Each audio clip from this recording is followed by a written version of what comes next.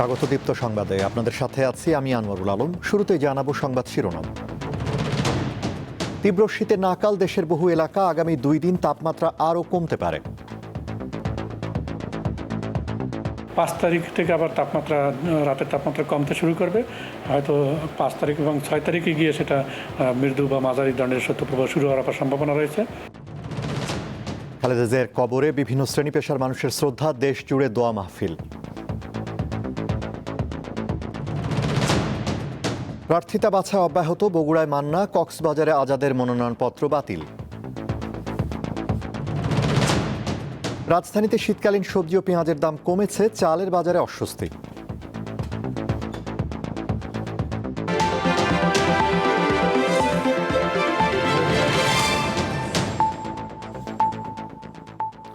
এবারে বিস্তারিত। আজও দেশের 7 জেলায় মৃদু শৈত্যপ্রবাহ রয়েছে। যশোরে রেকর্ড করা হয়েছে দেশের সর্বনিম্ন 8 ডিগ্রি সেলসিয়াস তাপমাত্রা। 2 দিন পর তাপমাত্রা আরও কমতে পারে বলে জানিয়েছে আবহাওয়া অফিস। চলতি মাসে তাপমাত্রা অনেক নিচে নেমে যেতে পারে। মৃদু শৈত্যপ্রবাহের কবলে দেশের অনেক এলাকা। বৃহস্পতিবার 16 জেলায় শৈত্যপ্রবাহ থাকলেও শুক্রবার জেলার সংখ্যা কমে আসে 7-এ। এগুলো হলো গোপালগঞ্জ, যশোর, রাজশাহী, পাবনা, পঞ্চগড়, কুষ্টিয়া ও চুয়াডাঙ্গা। এসব জেলায় টানা 1 সপ্তাহের তীব্র ঠান্ডায় জনজীবন ব্যাহত হচ্ছে। আবহাওয়া অফিস জানিয়েছে, শনিবার সারা দেশের আবহাওয়া শুষ্ক থাকবে। মধ্যরাত থেকে পরদিন সকাল পর্যন্ত দেশজুড়ে মাঝারি থেকে ঘন কুয়াশা পড়তে পারে এবং কোথাও কোথাও দুপুর পর্যন্ত তা অব্যাহত থাকবে। ঘন কুয়াশার কারণে বিমান চলাচল, অভ্যন্তরীণ নৌ যোগাযোগ ও সড়ক যোগাযোগ ব্যবস্থা সাময়িকভাবে ব্যাহত হচ্ছে। শুক্রবার ঘন কুয়াশার কারণে ঢাকার হজরত শাহজালাল বিমানবন্দরে 9টি ফ্লাইট অবতরণ করতে পারেনি। এসব ফ্লাইট চট্টগ্রাম, কলকাতা ও ব্যাংককে অবতরণ করেছে বলে জানিয়েছে শাহজালাল বিমানবন্দর কর্তৃপক্ষ। আবহাওয়া অফিস বলছে, 2 দিন তাপমাত্রা অনেকটা অপরিবর্তিত থাকবে। সর্বনিম্ন তাপমাত্রা ছিল দেশের যশোরে 8.0 ডিগ্রি সেলসিয়াস এবং ঢাকায় ছিল 13.3 ডিগ্রি সেলসিয়াস। আর আজকে দিনের সর্বোচ্চ তাপমাত্রা ছিল টেকনাফে 27 ডিগ্রি সেলসিয়াস। এখন যে অবস্থা আছে সেখান থেকে আগামী 2 দিন এই একই রকম অবস্থা থাকার সম্ভাবনা। এরপর আবার তাপমাত্রা কমে গিয়ে আবার শৈত্যপ্রবাহের দিকে আমরা আস্তে আস্তে অগ্রসর হব। তিনি জানান, চলতি মাসে তাপমাত্রা নেমে যেতে পারে অনেক নিচে। 5 তারিখ থেকে আবার রাতের তাপমাত্রা কমতে শুরু করবে। হয়তো 5 তারিখ এবং 6 তারিখে গিয়ে সেটা মৃদু বা মাঝারি ধরনের শৈত্যপ্রবাহ শুরু হওয়ার সম্ভাবনা রয়েছে। শুক্রবার দেশের সর্বোচ্চ তাপমাত্রা রেকর্ড করা হয় টেকনাফে 27 ডিগ্রি সেলসিয়াস। জহিরুল মোহসান, দীপ্ত সংবাদ, ঢাকা। সাবেক প্রধানমন্ত্রী খালেদা জিয়ার প্রতি সাধারণ মানুষের ভালোবাসা যেন অন্তহীন। তার প্রতি শ্রদ্ধা জানাতে আজও বিএনপির নেতাকর্মীদের পাশাপাশি বহু মানুষ তার সমাধিস্থলে ভিড় করেন। সকালে কবর জিয়ারত করেছেন খালেদা জিয়ার নাতনি জাইমা রহমান সহ পরিবারের সদস্যরা। রাজধানীর গুলশান আজাদ মসজিদে খালেদা জিয়ার জন্য দোয়া ও মোনাজাতে অংশ নিয়েছেন বিএনপির ভারপ্রাপ্ত চেয়ারম্যান তারেক রহমান। সবুজে ঘেরা জিয়া উদ্যানে চিরনিদ্রায় শায়িত আছেন 3 বারের সাবেক প্রধানমন্ত্রী ও বিএনপি নেত্রী খালেদা জিয়া। পাশেই তার স্বামী ও সাবেক রাষ্ট্রপতি জিয়াউর রহমান সমাহিত। ঢাকার এই সমাধিস্থল এখন নানা বয়সী ও বিভিন্ন শ্রেণী পেশার মানুষের পদচারণায় মুখরিত। বুকে শোক ও তীব্র শীত উপেক্ষা করে তারা এসেছেন কবর জিয়ারত করতে। তাদের ভালোবাসার ফুলে ভরে উঠেছে সমাধিস্থল। শ্রদ্ধা জানানোর পাশাপাশি দিনভর সেখানে চলে কোরআন তিলাওয়াত ও দোয়া মোনাজাত। উদ্যানে আগত মানুষজন জানান, জিয়া পরিবার ঘিরে তাদের আবেগ অনুভূতির কথা। আমার কাছে মনে হয় এই শোক আর কখনো শেষ হবে না। বাঙালি জাতির জীবনে একটা অপূরণীয় ক্ষতি হয়ে গেছে। এরকম একজন দেশ নেত্রী, আপসী নেত্রী আমাদের বাংলাদেশের ইতিহাসে বিরল। আমি মনে করি অত্যন্ত কাছে থেকে দেখেছি ওনার মতো বিনয়ী মানুষ আর বোধহয় এই পৃথিবীতে আল্লাহবাক কতশো বছর পরে দেবেন সেটা একমাত্র আল্লাহবাকই ভালো জানে। শুক্রবার সকাল 10:30টার দিকে জিয়াউর রহমান ও খালেদা জিয়ার কবর জিয়ারত করতে আসেন তারেক রহমানের কন্যা জাইমা রহমান। সঙ্গে আরও ছিলেন খালেদা জিয়ার ছোট ছেলে প্রয়াত আরাফাত রহমান কোকোর স্ত্রী, তার কন্যাসহ পরিবারের 20 সদস্য। বিএনপির কেন্দ্রীয় নেতারাও আসেন বেগম খালেদা জিয়ার কবর জিয়ারত করতে। দেশনেত্রী খালেদা জিয়া দেশটাকে যে ভালোবাসতেন, উনি তো বারবার বলেছেন যে আমার দেশের বাইরে আমাদের কোনো টুকু নাই, আমাদের বন্ধু থাকতে পারে। উনি আমার শিখিয়ে গেছেন মাথা নত না করে মানুষের কথা মনে রেখে উনি দেশের মানুষকে ভালোবাসা শিখিয়েছেন। একই দিনে বিএনপির পক্ষ থেকে বাদ জুমা দেশের মসজিদে মসজিদে বিশেষ দোয়া ও মোনাজাতের আয়োজন করা হয়। বিএনপির ভারপ্রাপ্ত চেয়ারম্যান তারেক রহমান রাজধানীর গুলশান আজাদ মসজিদে দোয়া ও মোনাজাতে অংশ নেন। আল্লাহ স্বামী স্ত্রী দুজনই একসাথে শায়িত আছে, জান্নাতুল ফেরদাউসের সিঁড়িতে তাদেরকে একসাথে মোলাকাত করে দিয়ে। রাষ্ট্র ক্ষমতা, কারাবাস, নিপীড়ন আর অসুস্থতার দীর্ঘ অধ্যায় পেরিয়ে গত ৩০ ডিসেম্বর খালেদা জিয়া ইন্তেকাল করেন। নূর আলম, দীপ্ত সংবাদ, ঢাকা। বিএনপি চেয়ারপারসন ও সাবেক প্রধানমন্ত্রী খালেদা জিয়ার রুহের মাগফিরাত কামনায় আজ দেশের বিভিন্ন স্থানে বিএনপি নেতাকর্মীদের উদ্যোগে দোয়া মাহফিল অনুষ্ঠিত হয়েছে। বিকেলে সিলেটের কোর্ট পয়েন্ট এলাকায় আয়োজিত দোয়া মাহফিলে বিএনপির নেতাকর্মী ও বিভিন্ন শ্রেণী পেশার মানুষ অংশ নেন। এ সময় খালেদা জিয়ার বিদেহী আত্মার শান্তি কামনার পাশাপাশি দেশ ও জাতির কল্যাণে বিশেষ মোনাজাত করা হয়। সাবেক প্রধানমন্ত্রীর রুহের মাগফিরাত কামনায় রাজশাহী মহানগরীর সোনাদিঘি মসজিদে বাদ জুমা বিশেষ দোয়া হয়। খুলনার মসজিদে মসজিদে অনুষ্ঠিত হয়েছে দোয়া ও মোনাজাত। এছাড়া নারায়ণগঞ্জ, ফেনী, বগুড়া, ময়মনসিংহ সহ দেশের বিভিন্ন স্থানে খালেদা জিয়ার আত্মার মাগফিরাত কামনায় বিশেষ দোয়া অনুষ্ঠিত হয়েছে।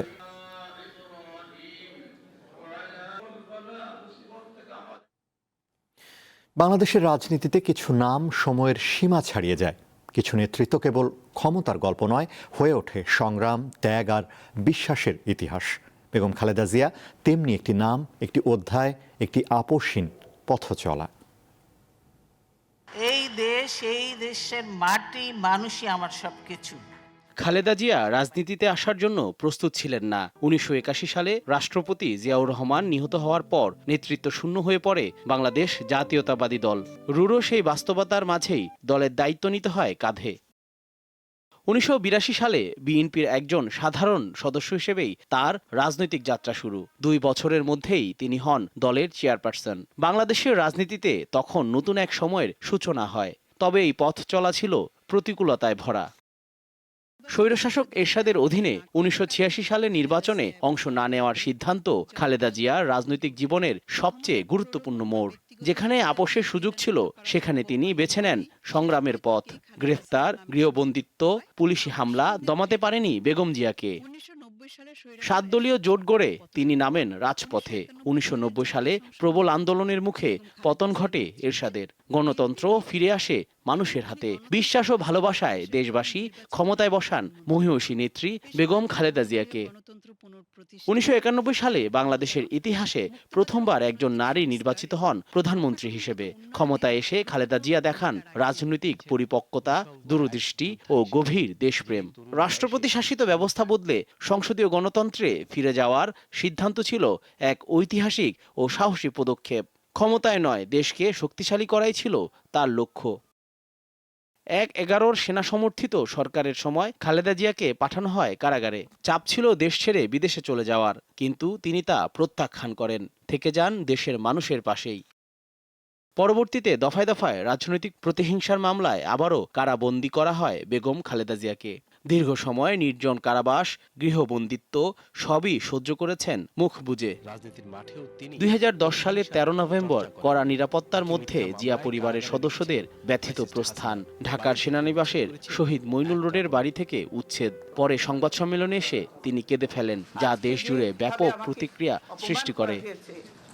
ঘরের দরজা ভেঙে, আমার বেডরুমের দরজা ভেঙে রীতিমাত্র ট্রেনিং হিচড়ে তারা বের করেছে। সে অবস্থা করেছে, সারাদিন আমি মানুষটা কিছু খেতে পর্যন্ত পারিনি। খালেদা জিয়ার প্রতি নিপীড়নের মাত্রা এতটাই প্রকট ছিল যে ২০১৩ সালের ডিসেম্বরে একটি কর্মসূচিকে কেন্দ্র করে গুলশানে বিএনপির চেয়ারপারসনের বাসার সামনে বালুর ট্রাক রেখে প্রতিবন্ধকতা সৃষ্টি করা হয়। তবুও তিনি দমে যাননি। ৪ দশকের বেশি সময় ধরে খালেদা জিয়া রাজনীতি করেছেন, শিখিয়েছেন সব আপোষ রাজনৈতিক সুফল আনে না, আর সব অনমনীয়তাই পরাজয় নয়। গণতন্ত্রের জন্য তার দীর্ঘ লড়াই বাংলাদেশের ইতিহাসে থেকে যাবে এক অনন্য দৃষ্টান্ত হয়ে। বেগম খালেদা জিয়া একটি জীবন, একটি সংগ্রাম, একটি বিশ্বাস। সেই বিশ্বাস ও ভরসার মানুষটিকে হারিয়ে দেশবাসী আজ শোকে মুহ্যমান। লাখো সাধারণ মানুষ তাদের প্রিয় নেত্রীকে বিদায় জানিয়েছেন সম্মান ও গভীর শ্রদ্ধায়। যে দেশের আলো বাতাসে খালেদা জিয়া বেড়ে উঠেছেন, যে আদর্শের জন্য লড়াই করেছেন রাজপথে, সেই 1,47,570 বর্গ কিলোমিটার ভূখণ্ডের প্রতিটি বিন্দুতেই যেন তিনি আজ মিশে গেছেন। বিশেষজ্ঞরা বলছেন, নেতা চলে গেলেও আদর্শ বেঁচে থাকে শতাব্দীর পর শতাব্দী। তিনি আছেন জহুরুল মোহসান, দীপ্ত সংবাদ, ঢাকা। ত্রয়োদশ জাতীয় সংসদ নির্বাচনের মনোনয়নপত্র যাচাই বাছাই কার্যক্রম চলছে। আজ বেশ কয়েকজন আলোচিত প্রার্থীর প্রার্থিতা বাতিল হয়েছে। বগুড়া 2 শিবগঞ্জ আসনে নাগরিক ঐক্যের প্রার্থী মাহমুদুর রহমান মান্নার মনোনয়নপত্র বাতিল হয়েছে। রিটার্নিং কর্মকর্তা জেলা প্রশাসক মোহাম্মদ তৌফিকুর রহমান এই সিদ্ধান্তের কথা জানিয়ে বলেন, মান্নার হলফনামায় নানা অসঙ্গতি রয়েছে। কক্সবাজার 2 মহেশখালী কুতুবদিয়া আসনে জামায়াত প্রার্থী হামিদুর রহমান আজাদের মনোনয়নপত্র বাতিল করা হয়েছে। তার বিরুদ্ধে আদালত অবমাননার মামলা রয়েছে। এ মামলার তথ্য গোপন করায় এমন সিদ্ধান্ত নেওয়া হয়েছে বলে জানিয়েছে জেলা প্রশাসক কার্যালয়ের একটি সূত্র। রংপুর 3 আসনে স্বতন্ত্র প্রার্থী রিটা রহমান, খেলাফত মজলিসের তৌহিদুর রহমান মণ্ডল ও বাসদের আনোয়ার হোসেন বাবলুর মনোনয়নপত্র বাতিল হয়েছে। গাইবান্ধা 2 আসনে ইসলামী আন্দোলনের আব্দুল মাজেদ সহ 3 জনের মনোনয়নপত্র বাতিল করা হয়েছে। কুড়িগ্রাম 3 আসনের 7 প্রার্থীর মনোনয়ন যাচাই বাছাই করা হয়। এর মধ্যে জামায়াতে ইসলামীর প্রার্থী মাহবুব আলমের মনোনয়ন স্থগিত করা হয়। স্বতন্ত্র প্রার্থী বিএনপির রংপুর বিভাগীয় সহ সাংগঠনিক সম্পাদক আব্দুল খালেকের মনোনয়নপত্র বাতিল হয়েছে।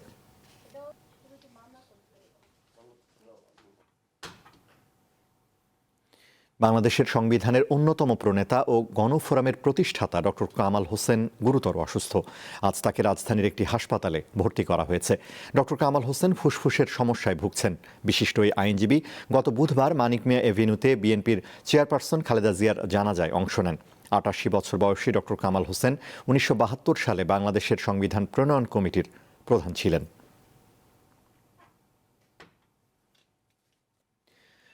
দেশে আওয়ামী লীগের রাজনীতির কোনো ভবিষ্যৎ নেই বলে মন্তব্য করেছেন প্রধান উপদেষ্টার প্রেস সচিব শফিকুল আলম। সকালে মাগুরার নিজ নান্দুয়ালি নিতাই গৌর গোপাল সেবাশ্রম পরিদর্শনের পর সাংবাদিকদের সঙ্গে কথা বলেন তিনি। এক প্রশ্নের জবাবে শফিকুল আলম বলেন, আওয়ামী লীগ ক্ষমতায় থাকাকালে বিপুল সংখ্যক মানুষ হত্যাকাণ্ড ও গুমের শিকার হয়েছে, অথচ গত 17 মাসে তাদের পক্ষ থেকে কাউকে অনুতপ্ত হতে দেখা যায়নি। শফিকুল আলম বলেন, দেশের বাইরে অবস্থানরত দলটির নেতাকর্মীরা এখনও বিভ্রান্তিকর ও মিথ্যা বক্তব্য দিয়ে যাচ্ছেন। তারা আন্তর্জাতিক অঙ্গনে জুলাইয়ের আন্দোলনকারীদের জঙ্গি হিসেবে উপস্থাপন করতে চায়।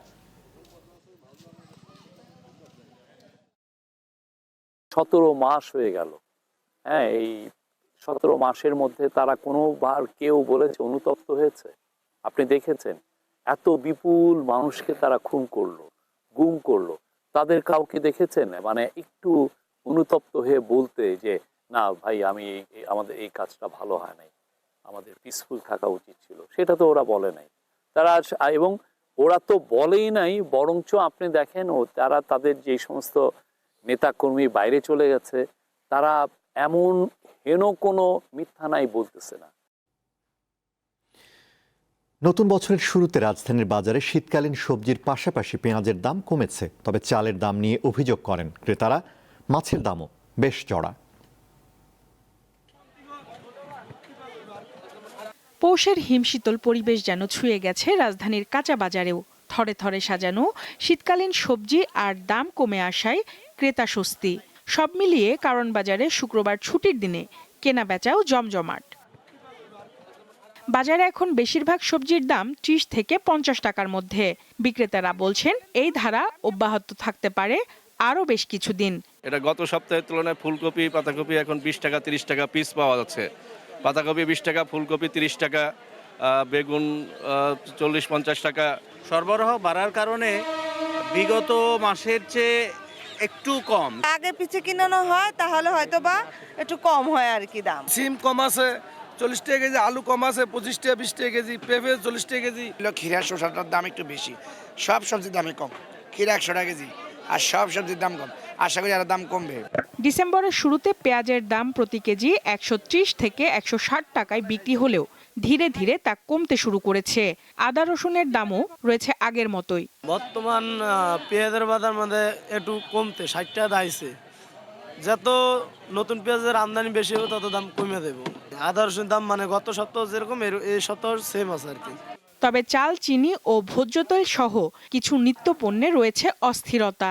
হঠাৎ করে চিনির দাম বাড়ছে, 95 টাকা চিনি 105 টাকা, দাম বেশি পোলাও চাল 110-15 টাকার পোলাও চাল 130 টাকা, দাম বেশি তেল 195 টাকা লিটার। মাছের সরবরাহ বেশ ভালো, তবে দাম নিয়ে রয়েছে মিশ্র প্রতিক্রিয়া।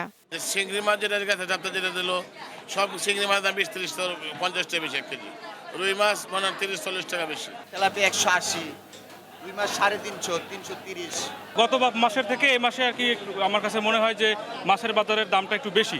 আর বাকি সব মাছের দামই বেশি। এই চিংড়ি মাছ নিলাম 1000 টাকা কেজি, নরমালি 900-800 টাকা দাম ছিল, আজকে একটু বেশি। কারণ বাজারে প্রতি কেজি গরুর মাংস 750 ও খাসি 1250 টাকায় বিক্রি হচ্ছে। সঞ্জিতা প্লাবনী, দীপ্ত সংবাদ, ঢাকা। দেশে স্বর্ণের দাম আরও কিছুটা কমেছে, ফলে 22 ক্যারেট মানের প্রতি ভরি বিক্রি হচ্ছে 2,22,724 টাকায়। বাংলাদেশ জুয়েলার্স অ্যাসোসিয়েশন বাজুস জানায়, শুক্রবার থেকেই নতুন দাম কার্যকর হয়েছে। একই সঙ্গে 21 ক্যারেটের প্রতি ভরি স্বর্ণের দাম নির্ধারণ করা হয়েছে 2,12,635 টাকা, 18 ক্যারেটের 1,82,250 টাকা এবং সনাতন পদ্ধতির স্বর্ণ বিক্রি হবে প্রতি ভরি 1,51,807 টাকায়। স্বর্ণের পাশাপাশি রূপার দামও কমানো হয়েছে। ভরিতে 525 টাকা কমিয়ে 22 ক্যারেটের রূপার ভরি নির্ধারণ করা হয়েছে 5,540 টাকা। 21শে পদকপ্রাপ্ত ছড়াকার সুকুমার বড়ুয়া আর নেই। আজ সকালে চট্টগ্রামের রাউজানের একটি বেসরকারি হাসপাতালে চিকিৎসাধীন অবস্থায় তার মৃত্যু হয়। তার বয়স হয়েছিল 84 বছর। সুকুমার বড়ুয়ার জন্ম চট্টগ্রামের রাউজানে।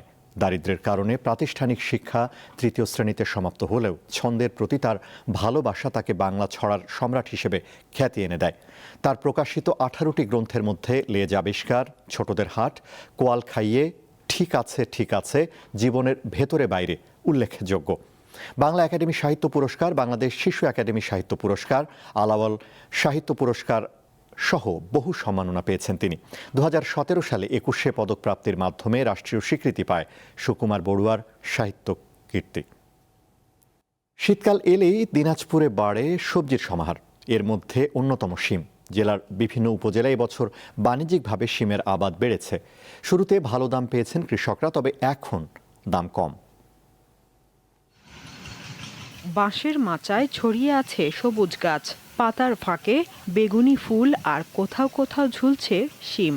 শিমে প্রচুর পরিমাণে ভিটামিন ডি, ফাইবার, আমিষ, জিঙ্ক ও মিনারেল রয়েছে। ডিসেম্বরের শুরু থেকেই বাজারে উঠতে শুরু করেছে এসব শিম। বর্তমানে প্রতিটি গাছে ভালো ফলন হওয়ায় একাধিকবার শিম তুলতে পারছেন কৃষকরা। শিম বেচি ভালো, 15-16 শিম বেচি। আগর সিমটা 80 টাকা থেকে 70 টাকা পর্যন্ত সিমের বাজার। হ্যাঁ, এখন একটু কমে গেছে বাজারটা, এখন 10 টাকা 11 টাকা বাজার। লাভ হচ্ছে না, আমরা এখন ক্ষতিকর অবস্থায় আছি আর কি।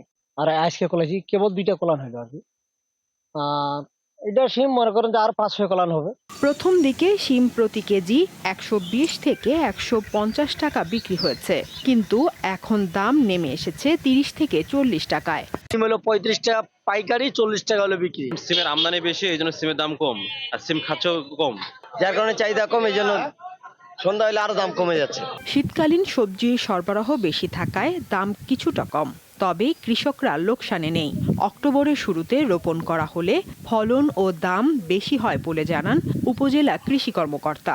এই বছর আবহাওয়া অনুকূলে থাকে, রোগ এবং পোকামাকড়ের আক্রমণ একটু কম, এ কারণে ফলন বেশি এবং ভালো বাজারজাত কৃষকরা পাচ্ছে। আশা তিনি জানান, দোআঁশ মাটি শিম চাষের জন্য সবচেয়ে উপযোগী। সাদিয়া চৌধুরী, দীপ্ত, বার্তা কক্ষ।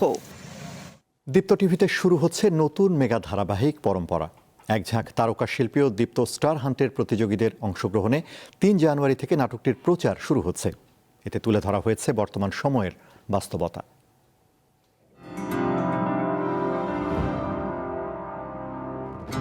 ইংল্যান্ডে বেড়ে ওঠা নাহিয়ান দীর্ঘদিন পর ঢাকায় ফিরে নিজেকে নতুন সামাজিক ও পারিবারিক পরিবেশে মানিয়ে নিতে হিমশিম খায়। তার আধুনিক জীবনধারা ও চিন্তাভাবনার সঙ্গে যৌথ পরিবারের সদস্যদের দৃষ্টিভঙ্গির দ্বন্দ্ব শুরু হয়।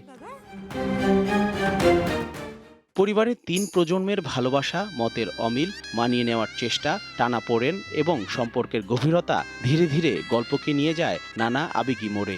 এমন বাস্তব জীবনের গল্প পর্দায় তুলে ধরে নতুন বছরে দীপ্ত টিভিতে শুরু হচ্ছে মেগা ধারাবাহিক পরম্পরা। ছিল এখন থেকে তো নাটকটিতে অভিনয় করছেন এক ঝাঁক তারকা। পরম্পরা পারিবারিক গভীর বন্ধনের কথা বলবে বলে জানান তারা। পরম্পরা আমার মনে হয় আমাদেরকে আবার একত্রিত করবে, ভাবনায় আনবে যে আসলেই তো একজন আরেকজনকে ছাড়া না, আমরা একজন আরেকজনের সঙ্গে ওতপ্রোতভাবে জড়িত। দিন শেষে মানুষের কাছে তার পরিবারই কিন্তু সবচেয়ে সবচেয়ে সবচেয়ে বড় আশ্রয়। এই নাটকটা দেখে যদি 5টা মানুষও তার পরিবারের প্রতি দায়বদ্ধতার ব্যাপারটা অনুভব করে বা আসলে আমাদের লিগেসিটা কি, আবার কিন্তু আমরা আমাদের যে নিজস্বতা, আমাদের যে পরিবারের গল্প বলার ধরন, সেখানে কিন্তু আমরা আবার ব্যাক করেছি এবং আমরা কিন্তু আবার সেই পরিবারের গল্প দেখতে চাচ্ছি। দীপ্ত স্টার হান্টের প্রতিযোগীরাও সুযোগ পেয়েছেন এই নাটকে। পরম্পরা নিয়ে উচ্ছ্বাস প্রকাশ করেন তারা। এই সিরিয়ালের মাধ্যমে দর্শক একটা পারিবারিক গল্প দেখতে পাবে, যেখানে অনেকগুলো জেনারেশনের আলাদা আলাদা স্টোরি আছে এবং কোনো স্টোরিকেই ফেলে দেওয়া সম্ভব না। আমাদের বাবা মার সাথে আমাদের যে গ্যাপটা থাকে, সেই গ্যাপগুলো কেন হয়, কোথা থেকে হয়, অ্যান্ড হলে কি কি সমস্যা হয়, কি কি মজা হয়, সব কিছু আসলে পরম্পরায় আছে। পরম্পরা পরিবার ও সম্পর্কের কথা বলবে, যা নতুন বছরে দর্শকরা বেশ উপভোগ করবে বলে মনে করেন এর নির্মাতা। এটা এই জেনারেশনেরই গল্প, সমসময়ের গল্প, কিন্তু আমরা অতীত নিয়ে বর্তমানের সঙ্গে মার্চ করেই ভবিষ্যতের দিকে এগোতে চাই। ঠিক এই উদ্দেশ্যেই আমার এই পরম্পরা নাটকটির প্রতি ব্যক্তিগতভাবে আমার অধিক আগ্রহ। ৩ জানুয়ারি শুরু হবে এই ধারাবাহিক। শনিবার থেকে বৃহস্পতিবার প্রতিদিন রাত 9:30টায় দীপ্ত টিভি, দীপ্ত প্লে ও দীপ্ত টিভির ডিজিটাল প্ল্যাটফর্মে দেখা যাবে পরম্পরা। দেরি হয়ে যাচ্ছে। জহুরুল মোহসান, দীপ্ত সংবাদ, ঢাকা। আন্তর্জাতিক। ইরানে অর্থনৈতিক সংকট ও দ্রব্যমূল্যের ঊর্ধ্বগতির প্রতিবাদে চলমান বিক্ষোভ সহিংসতায় রূপ নিয়েছে।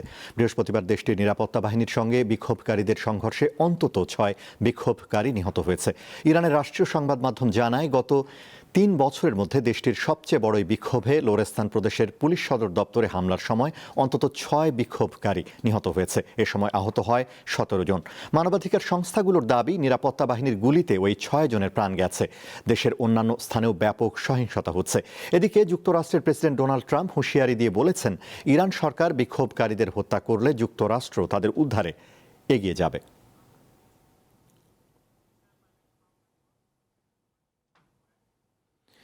পবিত্র কোরআন শরীফ ছুঁয়ে শপথ গ্রহণের মধ্য দিয়ে যুক্তরাষ্ট্রের নিউ ইয়র্ক সিটির মেয়র হিসেবে দায়িত্ব নিয়েছেন জোহরান মামদানি।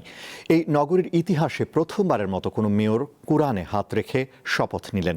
এই শপথকে নিউ ইয়র্ক শহরের বহুত্ববাদী ও বৈচিত্র্যপূর্ণ পরিচয়ের এক গুরুত্বপূর্ণ প্রতীক হিসেবে দেখা হচ্ছে।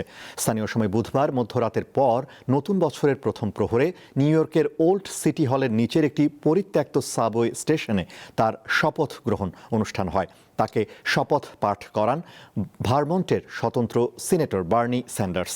ঐতিহাসিক এই অভিষেক অনুষ্ঠানে অংশ নেয় প্রায় 50,000 মানুষ। জোহরান মামদানি নিউ ইয়র্ক নগরের ইতিহাসে প্রথম মুসলিম এবং সবচেয়ে কম বয়সী মেয়র। ফিফা বিশ্বকাপ 2026 সামনে রেখে বিশ্বের সবচেয়ে কাঙ্ক্ষিত ট্রফিটি কাছ থেকে দেখার সুযোগ পাচ্ছেন বাংলাদেশের ফুটবল প্রেমীরা। আগামী 14 জানুয়ারি এই ট্রফি ঢাকায় আসছে বলে জানিয়েছে কোকা কোলা কোম্পানি।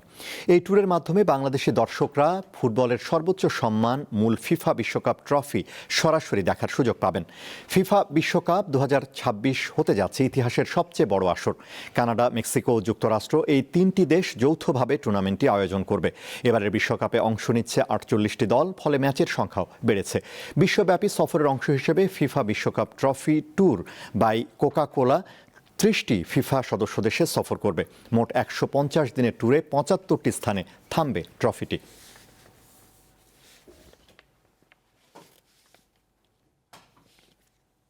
দর্শক, আর মাত্র একদিন শুরু হচ্ছে দীপ্ত টেলিভিশনের নতুন মেগা সিরিয়াল পরম্পরা। আগামীকাল রাত 9:30 আমি চোখ রাখছি দীপ্তর পর্দায়। আপনি রাখছেন তো? শেষ করব দীপ্ত সংবাদ, তার আগে সংবাদ শিরোনামগুলো জানাবো আরও একবার। তীব্র শীতে নাকাল দেশের বহু এলাকা, আগামী 2 দিন তাপমাত্রা আরও কমতে পারে। খালেদা জিয়ার কবরে বিভিন্ন শ্রেণী পেশার মানুষের শ্রদ্ধা, দেশ জুড়ে দোয়া মাহফিল। প্রার্থিতা বাছাই অব্যাহত, বগুড়ায় মান্না, কক্সবাজারে আজাদের মনোনয়নপত্র বাতিল। রাজধানীতে শীতকালীন সবজি ও পেঁয়াজের দাম কমেছে, চালের বাজারে অস্বস্তি।